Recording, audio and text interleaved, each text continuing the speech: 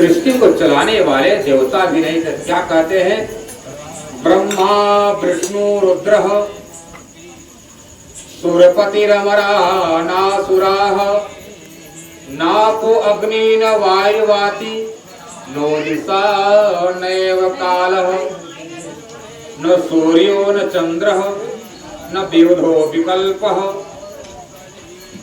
न यज्ञा न वेदाः तो पदम एकम सच्चिदानंद मूर्ति। क्या कहता शास्त्र? जिस समय ब्रह्मा भी नहीं थे, उनका न ब्रह्मलोक था, न उनकी पत्नी सरस्वती ही थी, न उनके पुत्र नारद, न सनकादि कुछ भी नहीं थे। ना क्या कह रहे हैं? ब्रह्मा भी नहीं थे, भगवान विष्णु भी नहीं थे, उनका धाम बैकुंठ भी नहीं था, उनकी पत्नी लक्ष्मी भी नहीं थी, उनके धाम में रहने वाले 4 मुक्तियां हैं, सालों के सारूप साज और सामिप्य, ये 4 मुक्तियां भी नहीं थी। ब्रह्मा विष्णु रुद्र, भगवान शंकर भी नहीं थे, न उनकी पत्नी पार्वती थी, न हनुमान जी थे, न वीरभद्र थे, न काल भैरव थे, न शंकर जी का अवतार था, न उनका घर कैलाश था, न भूत प्रेत ही थे। और क्या कह रहे? ब्रह्मा विष्णु रुद्र, सुर मत होता देवता, पति मत राजा इंद्र, ना देवता थे, न उनका पति इंद्र भी था, न असुर राक्षस भूत प्रेत जितना भी है वो भी नहीं थे, न सूरपति रमरा नासुराह, ना को अग्नि, न आग थी, न पानी था, न धरती थी, न आकाश था, ना को अग्नि, न वायु, वायु था, हवा भी नहीं था। नो दिशा नैव कालः, दिशा पूर्व पश्चिम उत्तर दक्षिण ईशान नैऋत्य अग्नि वायव्य, ये 200 दिशा, पाताल और आकाश, ये 200 दिशा भी नहीं था, ना संसार में काल ही था। नो दिशा नैव कालः, उस समय न काल ही था।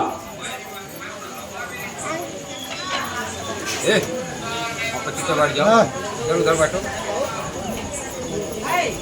अपने थोड़ा सा दिमाग पर जोर डालने का प्रयास करिए।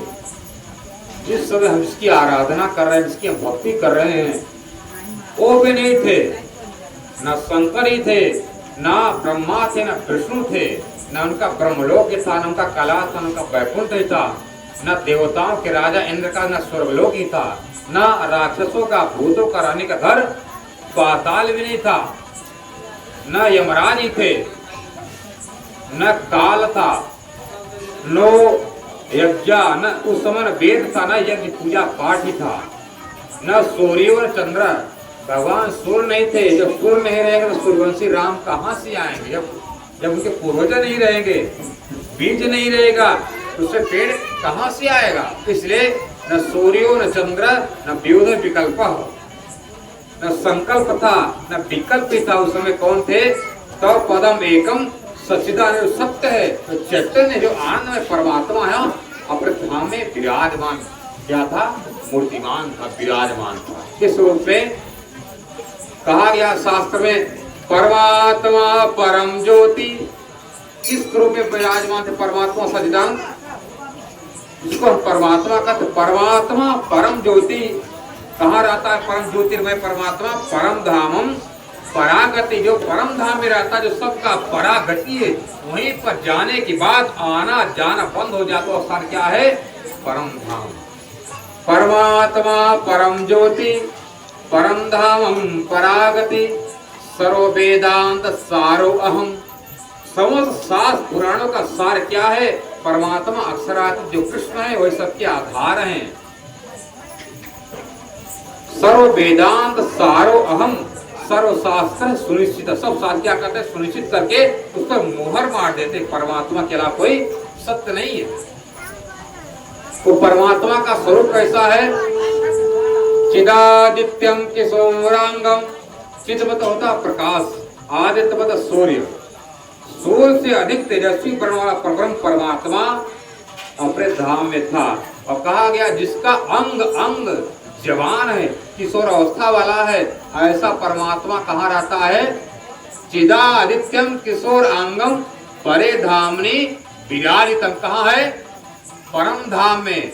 जहाँ पर गिनती नहीं चलती, जहाँ इकाई, दहाई, सैकड़ा, हजार, 10,000, लाख, 10 लाख, करोड़, 10 करोड़, अरब, 10 अरब, खरब, 10 खरब, नील, 10 नील, पद्म, 10 पद्म, शंख, महासवेग, जहाँ तक गिनती नहीं पहुँचती है, जहाँ गिनती खत्म हो जाती है, जहाँ पर संख्या खत्म हो जाती है, वो वहाँ सब कहा रहता है परे धामनी। जहाँ पर गिनती नहीं पहुँचती है, जहाँ पर संख्या नहीं पहुँच, जहाँ अक्षर नहीं पहुँचता है, वहाँ पर परमात्मा रहते हैं। उसका धाम का क्या नाम है? परम धामम पराधाम।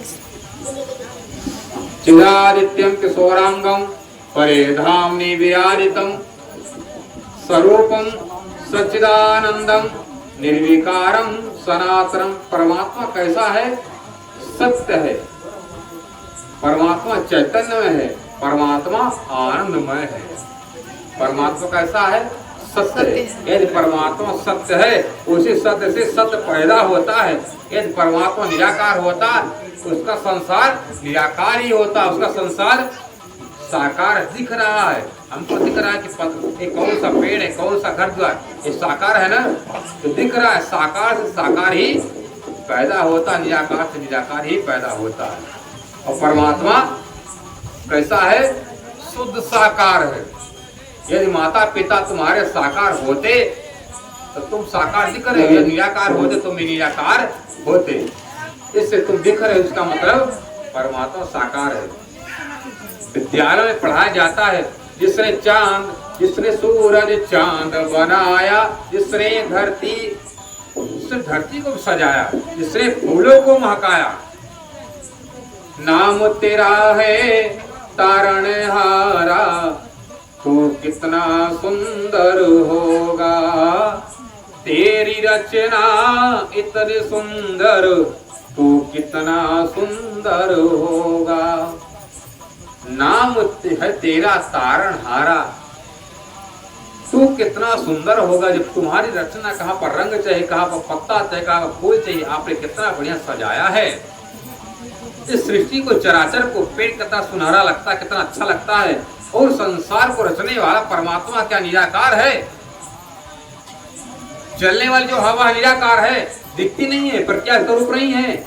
इसके रूप, इसका देवता पवन देव है। इसलिए पवन देव का रूप न होता तो उनके घर पवन पुत्र हनुमान न आते। हनुमान के पिता पवन देव कैसे हैं? उनका भी रूप है अपने पवन लोक में, वायु लोक उनका स्थान है। उनका रूप कैसे? उनका रूप पहचान कराने के लिए हनुमान के रूप में आए। इससे प्यारे सुंदर साथ जी, जब शास्त्र पुराण में कहा कि जब कुछ स्थान है उसमें परमात्मा थे, आज है कल भी रहने वाले। तो संसार बना